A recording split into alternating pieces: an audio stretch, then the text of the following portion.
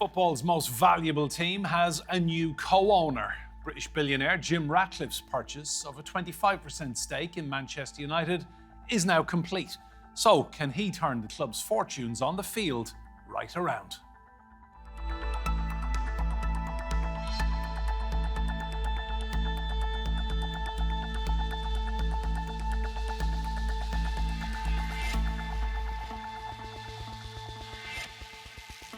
Hello and welcome to Roundtable. I'm Enda Brady. From boyhood dream to grown-up reality, Jim Ratcliffe has been a lifelong Manchester United supporter.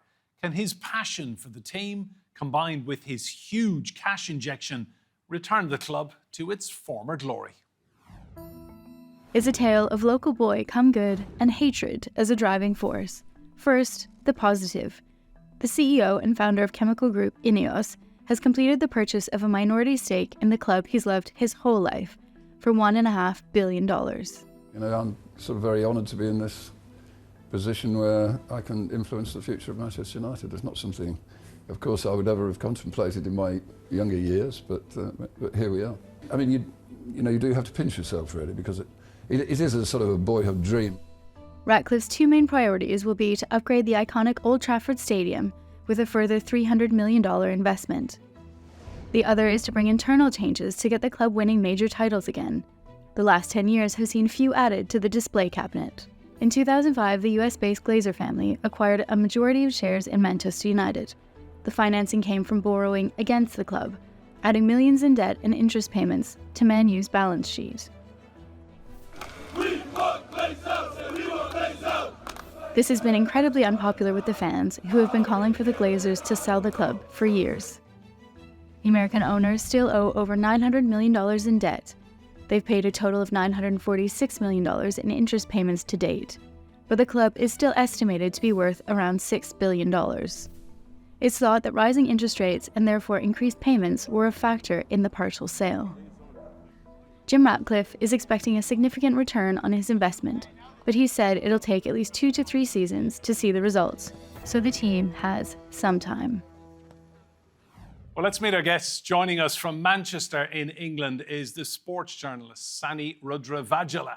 In Barcelona, we have Andy Mitten. He is a football journalist and the editor of United We Stand, which is the #1 Manchester United fan magazine. And with us here in the studio is the football journalist Mina Rzouki. Welcome to Roundtable to you all. Andy, to you, first of all, Sir Jim Ratcliffe, the new co-owner of Manchester United, what has been the reception from the fans? What have you been hearing? It's been positive, partly because he's not called Jim Glazer, partly because people are optimistic that it might mean the end of the Glazer family, who took over Manchester United in 2005 with a highly controversial, highly leveraged buyout of the club. And fans have heard Sir Jim Ratcliffe's talks. They've heard that he's been speaking to the staff, and they're encouraged by what they hear. It's not about money, according to him. He's already the second wealthiest person in the United Kingdom. He's a Manchester lad, so that helps. He's a childhood Manchester United fan. And fans are saying, bring it on. Some fans did want a Qatar bid to go through, which would have been a full sale. But I think the majority who I speak to, certainly the match-going fans, were always in favour of Sir Jim Ratcliffe being involved. He knows this is not a perfect deal. It's 27.7% of Manchester United. But crucially, him and his people, through his Ineos company, will be in charge of the football side of Manchester United. And given it's a football club, that tends to be important. We're seeing big changes. We're seeing key departures, key arrivals. And I would say that most United fans are optimistic about the future at the moment. Sani, I'm always intrigued by use of language. And in the first interviews Ratcliffe has given, he said that the plan is to knock Liverpool and Manchester City off their perch within 3 years. So he's echoing what Alex Ferguson said in the mid-80s, isn't he? This whole knocking Liverpool off the perch. He is, but I think, there's a little bit of bluster there, perhaps, with Jim Ratcliffe. I know if you look at his sporting endeavours, he goes for the best in class. He wants to be the best. We've seen that in cycling. He's not quite got there with his world sailing adventures, but they're trying that as well. But we've seen how long it took for Manchester City to have this period of dominance. It didn't happen overnight. It didn't happen just after one season. And I think crucially as well, for anyone thinking that Ratcliffe coming in means immediate success, just look at Newcastle United, for example, with the Saudi Arabian takeover there. Thanks to these FFP rules, and Ratcliffe has said this himself, there's only so much you can do. And, you mentioned about players going out potentially.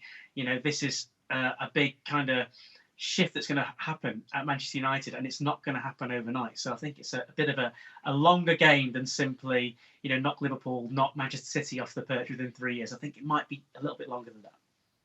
FFP, financial fair play, the bane of a lot of people in the boardroom at Premier League. Mina, what's your observation on Ratcliffe coming in? Is this a philanthropic venture by a local boy made billionaire, or do you think he's a money man and he'll want to make a profit eventually? Well, he actually spoke about the money, and he did say that he's not there to lose money, and he doesn't lose money. And I don't think he's in there to try to make money either. I mean, we've already realised, and Andy just explained, that he is the second richest man in the UK. So this is not to come in and try to make a profit. Also, the way that he's come in seems to be, he's very direct. He has spoken openly. He seems to want to open communication. He's spoken about having ties to Manchester, having grown up there. So I don't think it's philanthropic either, but I think that he's seeing that this is a boyhood club that he has watched and supported all his life, that is going through problems on a footballing level.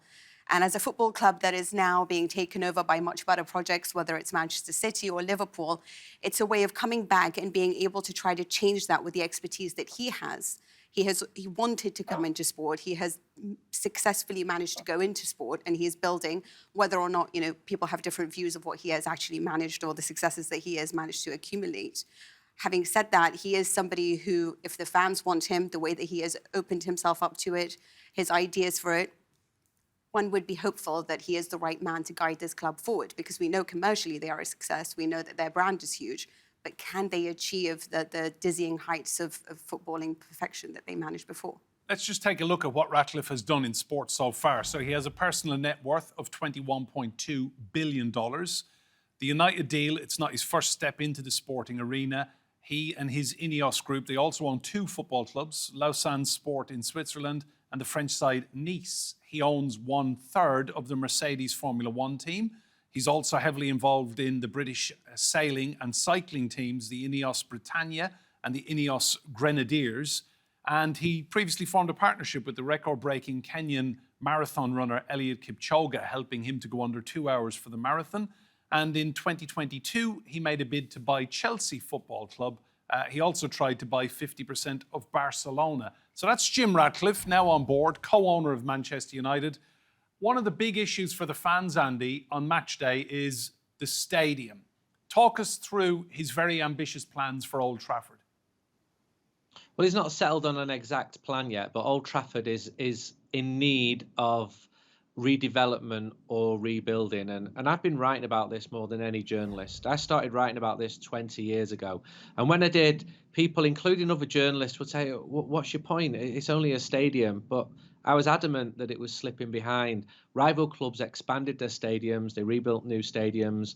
And Old Trafford, while it stayed the biggest stadium in UK club football, it started to fray around the edges. And I travel around the world watching football. I see stadiums all the time.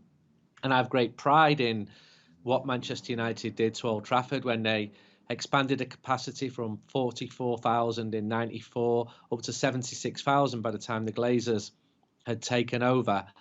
And when I see what Barcelona have done with their stadium, Real Madrid, or what other clubs are doing in England, Liverpool have expanded Anfield very sensibly over the last decade.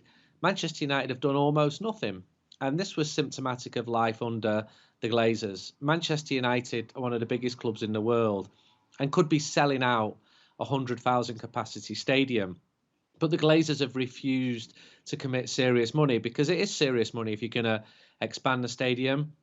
The only side of Old Trafford which doesn't have a double or triple decker stand, is the most complicated side to build on. It's the main stand, the Sir Bobby Charlton stand. So it's going to cost hundreds of millions and maybe billions. And so Jim Ratcliffe is saying, actually, it's probably easier in some ways, even though it's more expensive, to start afresh and build a new Old Trafford on land which the club own, adjacent to the existing stadium. Or the other option, which has not been discounted, is to expand the main stand, maybe put a new roof around the stadium. The roof's too grey, it's too dark. The aesthetics of the stadium have been a big issue for Jim Ratcliffe. He's been turning up and thinking, this doesn't look like the world's best football stadium or anything close to that. And I was at the Bernabeu in Madrid recently. It is utterly spectacular. So fans would welcome redevelopment or a rebuild. The preference depends on who they are. I've always been strongly in favour of redevelopment. But I'll be honest, in the last year, I've been more open to a completely new stadium on the site of Old Trafford and maybe retaining the existing stadium in some format so that it could be used for maybe the women's team, some of the junior clubs. Because at the moment, unlike at other clubs, Manchester United's women's side play well away from Old Trafford, 12 miles away, in fact. And that's not ideal either. This has been life under the Glazers, so change cannot come soon enough for most fans. Sani, this is an exciting time for United fans. Do you think they'll all be on board with these plans for a new Old Trafford of some description? Well, that's a very tricky one because of the heritage and the history and the memories that a stadium like Old Trafford have. And I think, one of the key things that makes English football the product, if you want to call it that goes around the world, is this heritage and this history. That there are football clubs up and down the entire pyramid from the top to the bottom that have a resonance through what they've done, and Old Trafford is part of that. So I think if there is a redesign or redevelopment, it would have to have a lot of additional thought going into it, and that would require money as well. And yeah, I think Andy kind of reflects the general feeling there that, having seen what Manchester City have done, they actually had a stadium that came through the 2002 Commonwealth Games and were able to redevelop it. It was originally through Manchester City Council. We've seen what happened at Liverpool and a new stand there. And of course, Arsenal, when they built the Emirates Stadium, that, United have been completely left behind in those respects. So I think the dawning realisation of a massive amount of investment, a massive amount of money that can be brought into the club isn't there. Ratcliffe's talked about a venue that could bring in money, 7 days a week rather than just on a match day, which would be revolutionary because there's enough people who would want to go if there's things going on there. And I think the last couple of years has certainly made more fans more open to this idea of a new Trafford, which is one of the names that a lot of the tabloids here in the UK went with when the news first came out of the idea being mooted. Mina, lots of big decisions then for the new co-owner who's going to be so heavily involved in the future. The manager is one big decision to be made. Erik ten Hag, can you see him surviving the next season? With the way that Manchester United is currently playing, I would think it's odd if he would stay. I understand that he did a great job in his last season, and right now they managed to win a few games, albeit losing the last one. But in all honesty, the style of play right now just seems like it's gambling. There seems to be no control in midfield. You wonder about whether or not the big money purchases that they've made or the players that they do have of note, whether it's Casemiro or Rashford, is their development. Is this coach actually developing their players, raising their values, ensuring that their value is maintained? And that's something that I worry about with Erik ten Hag. I mean, looking at this style of play, being able to play Luton City and conceding 72 transitions, it's something that you must worry about. Surely, when you look across the board and you see the way that Klopp has managed to build this team, to change different parts of it with such ease, to ensure there's a style of play that isn't dependent on individuals. Erik ten Hag has obviously his alibis. He's had several injuries. But when you look at it and you wonder how the likes of Varane or Casemiro or Antony are not performing to the levels that they used to at their various different clubs before that, what is going on with Rashford, obviously what happened with Jadon Sancho, then there are questions to be asked. You want a beautiful style of play. That is something that Sir Ratcliffe talked about. And he said that, by 2028, he wants to play the best football. And I understand that. But can that be achieved under Erik ten Hag? I think that is a question that must be answered, because right now, on evidence of what we're seeing this season, I'm not sure that this is the kind of football that you want to associate with United right now. Andy, I ran into your legendary manager, Sir Alex Ferguson, at the weekend at the Saudi Cup Racing Festival, watching his horse in Riyadh. I mean, United fans would give anything to have a peak Alex Ferguson back now, wouldn't they? Of course. I mean, he did knock Liverpool off their perch, and Manchester United under him became the best team in England, best team in Europe, and the best team in the world. The football was fantastic. And off the back of that, Old Trafford grew. The commercial side of the club grew. The merchandise boomed. And so Jim Ratcliffe has been saying, if you get the football side of it right, everything else follows.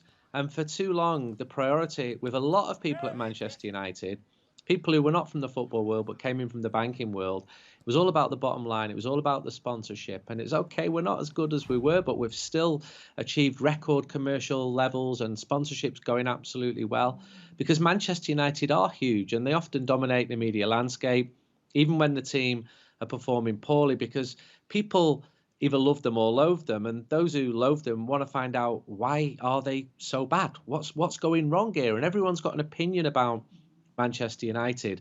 So Jim Ratcliffe saying football has got to come first is really important. United have spent a lot of money, but they've wasted a huge amount of money. Recruitment has been patchy, even under Erik ten Hag, and it's been touched on. Some of the acquisitions have not been doing well. Some of them have been overpaid. Some of them are well past their best. And the end result is Manchester United being 6th and 7th in the league this season. Erik ten Hag did well last season. I think he's a good manager. I think he's a good person. I've interviewed him in depth. But he's a football manager, and it's all about results. And if Manchester United stay in 6th or finish 7th or 5th, that will be viewed to be a failure for this season. Although in mitigation, the injuries have been quite severe. But the point about the lack of any discernible style is a real one. It's so frustrating watching United. The team don't score enough goals. Teams far lower down in the table are coming to Old Trafford, as Fulham did, and dominating. We didn't see this for decades, and now it's become the norm. So there's a lot of frustration, and Erik ten Hag's position is under doubt. Sani, the fear is gone, hasn't it? Nobody's scared of Manchester United at the moment. No, they're not at all. And the Fulham performance in particular showed that, where Fulham were the better team for a long time at Old Trafford.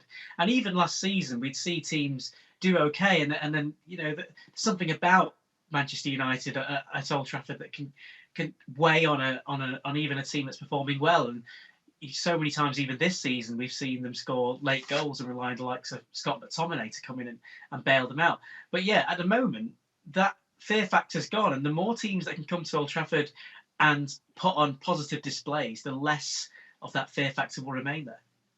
Let's talk about the players then. Mina, there are reports going around that as many as 15 could be shown the door this summer. I mean, the squad needs an overhaul, doesn't it? There's a lot of people there earning top dollar and not delivering. Yes, but this is what I worry about in building squads. I mean, it's about creating the great harmony. It's also having a variety of different skills, but also matching that with great characters. If you see across the board, and if you look at Spain and Italy, the way that great squads have been built is based a lot on personalities, as well as a variety of different skills that can interchange and offer something different. But it's also having a manager who knows how to expose to bring out the very best of his players, as well as hide some of the deficiencies, which I'm not entirely sure that we're seeing right now under Erik ten Hag. But yes, 15 players. Understandably, there have been some problems. As Andy referred to, there are some that are probably overpaid here. And there are other characters that you would want to have and associate to Manchester United, those big characters. Also characters that can develop a sense to the community, a valuable bond with the community that you find, allowing it to be easier for players to come in from the academy and grow into the first team so that they have the attachment to Manchester United as a club. I think that's important. So yes, there are grand plans of whoever they want to bring in and whichever ones that they want to lose. But this needs to be overlooked by a good sporting director, a technical director. You need a management in place. Once you have that, then you can start looking at players. But I'm always wary of us talking about players before we can actually make sure that there's a great management there that will take care of that. And I think that has to be paramount. That has to be the first building block before we start to look at what players can come in and what players can go. Let's make sure the management is there. Andy, there was a time when players anywhere in the world would want to move to Manchester United, and right now, your club that has been your life, it is not that destination. It's still very attractive. Granted, it's not as attractive as some other clubs, maybe Barcelona and Real Madrid, and English clubs who've achieved more than Manchester United have certainly become more attractive. It's not just the football factors. You know, living in London might appeal to a footballer, like living in Barcelona might appeal to a footballer's family. Frenkie de Jong did not want to leave Barcelona. His family were completely happy there to move to Manchester. United are still among the highest payers in world football. It's still a huge football club. You go pre-season. In 2019, Singapore, in a crowd of 55,000 against Inter Milan, 1,000 were supporting the Italian team. You had 54,000 Man United fans there. And I've travelled the world. I've watched these games. It's incredible how big this football club is.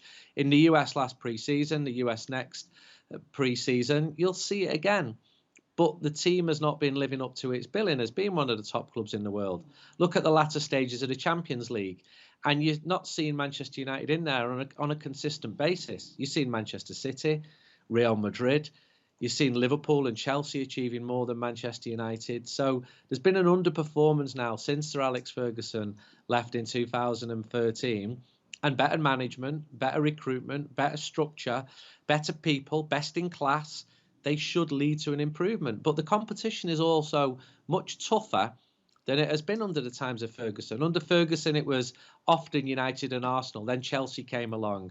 Now Manchester City is incredibly well run. Liverpool are incredibly well run. Tottenham have rebuilt the stadium. They've got huge revenues. Arsenal too. Newcastle United with their ownership. So it's very difficult in the Premier League. And any team can be another team, as we're seeing with Fulham at United at the weekend. It's going to be tough. Fans are going to need to be patient. But again, what I said at the start, I do think that Sir Jim Ratcliffe and Ineos being involved is a positive and not a negative. Sani, give us an idea who you think might be trimmed from that squad come the summer. Well, where can you begin? Even when you look at the players that came in, the likes of Sofian Amrabat on loan, you wonder what sort of impact he could have, because that's one player that he came in with the idea of a potential permanent position. I think the biggest name that a big decision has to be made on has to be Marcus Rashford. He's a Manchester lad, you know, born not far away from where I am right now in South Manchester, and Manchester United's been his life. But we've seen there's been some off the field issues with, you know, unsanctioned nights out, and he's been talked to by Ten Hag. We've seen performance on the pitch really at times lacking. A few things on social media as far as clips of him not quite showing the desire defensively that you expect of a Manchester United player. He's the sort of player that a big decision is going to have to be made around. And if Jim Ratcliffe and Sir Dave Brailsford, who's come in with him as well, they're the ones who are going to be looking at the football issues. I think that he would be an emblematic idea of what is the future of Manchester United going to be. Are they going to try and get the best out of him, or are they going to try something different or rebuild in a different way? It would be a very, very big statement if someone like Rashford were to leave. Equally, it'd be a massive statement if they kept him and see if they can build a team around him. Mina, a guy like Jim Ratcliffe, you don't end up with $21 billion in the bank without being ruthless when you have to be. What do you think he's going to do in the coming months? In terms of footballers? Players coming, would you keep Rashford? Do you think he'll keep Rashford? Personally, I would keep Rashford, but that's just my opinion. I do appreciate having a local boy playing for your club, but of course he needs to prove that he belongs there and that he is willing to change that, which is why I say that we also need to know who the coach is going to be. Is it going to be Erik ten Hag? Are we going to stick with this, or is there going to be a movement on that, a shift in the idea of who the next coach will be? There's also the question mark of Mason Greenwood, and that's something that needs to be talked about as well, because Sir Jim Ratcliffe opened the door to having a discussion about that again. Which means that there could be a fresh decision being made on that. And that is something that will worry some. So there needs to be talked about, what about the overpaid players, the older aging squad members? Do we keep Casemiro? Do we keep Rafael Varane? Are they showing us what we need to see right now? Or do we invest in youth and make sure there's a sporting model that we can build upon? See, if we look at Nice, for example, they had one of the very best sporting models, which did invest in youth and raise that properly. And they actually managed to accomplish a top 4 positions for 3 seasons in the 6 years preceding the buyover by Sir Jim Ratcliffe. And so after that, there were some problems on a sporting level. So we need to make sure that that sporting level problems do not happen at the moment in Manchester United, and there needs to be decisions being made with the management on board, and then, like I said, look over to the youth and the youngsters. But I do think it's important to invest locally. I think it's important to look at the academy and make sure that there is a succession plan, that players can be promoted. And I do think it's important to have players who have an attachment to the community. So that's probably why I would keep Rashford. And the final question to you, how long do you think this is going to take until Manchester United are Premier League champions once more? It's a really hard question. So Jim Ratcliffe said a couple of times Manchester United's 150th anniversary. I've not heard that before. That is in 2028. I think that's a reasonable timescale. 4 years down the line, you would expect to see significant improvements by then, both in terms of what's going to happen with Old Trafford, but also the team. And there's huge questions need answering, such as the future of Marcus Rashford. I stood outside the away end at Wolves at the start of this month. I could not find a single Manchester United fan who wanted Marcus Rashford to stay at the club. I dare say a few changed their mind when he scored a few minutes into that game, but that is the level of his popularity among a lot of fans. Mason Greenwood, huge issue there. And it's going to take time, it's going to take patience, it's going to take a lot of money, while being hamstrung by the financial fair play rules, which are a huge issue for Manchester United. I would say I wish you well, Andy, but I'm a Liverpool fan. Thanks for your time. Sani and Mina as well. Thank you all for your insight. Remember, you can see more discussion and debate on our YouTube channel. Search for Roundtable TRT World, and if you like what you see, please do hit that subscribe button. But for now, from me and Brady and all of the team here, goodbye and thank you for watching.